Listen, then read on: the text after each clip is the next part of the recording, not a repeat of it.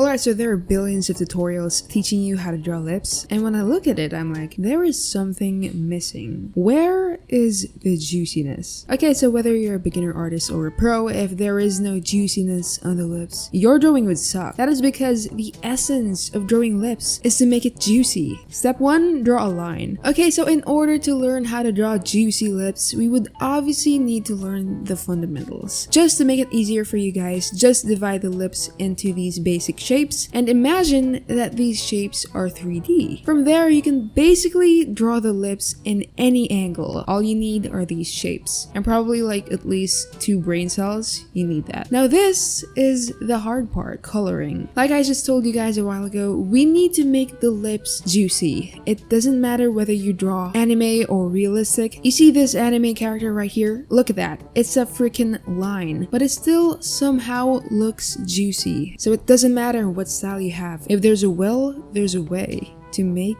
juicy lips. And coloring is the way. That said, there are 3 things you need to keep in mind when you color lips. First is to not make the lips crusty. Like, dude, those are really crusty lips. What is this? Crusty crab? I understand that some lips do look like this in real life, aka my lips because I'm dehydrated 80% of the time. But there are also lips that look like this. And guess what? This is a fake lip. Like guys, she has a lip filler. Not only that, most pictures of lips are photoshopped too, especially in like magazines. My point is, if people can beautify and smoothen things in real life, shouldn't we be allowed to do that as well? My advice to beginner artists, you don't have to capture every single detail to make it look good. That said, do not follow everything in your reference. Your goal is to make the lips luscious and kissable. Focus on your goal. This is obviously just an option, okay? My advice is not the Bible. If you're not vibing with my advice, feel free to sit in the corner and cry. Another thing you can do is to make the lips soft. You gotta make the lips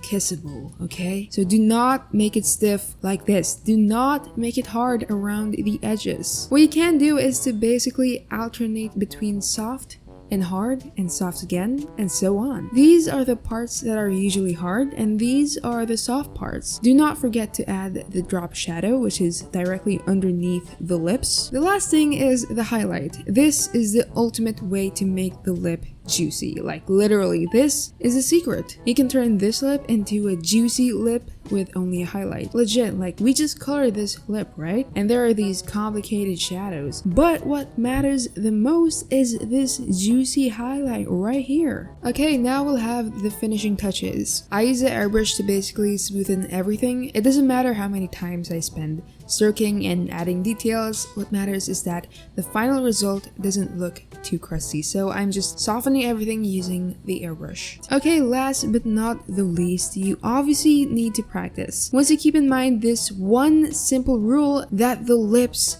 need to be juicy, you'll do great. And there you have it. Alright, now that our lip is finished, it's time to add it onto our face.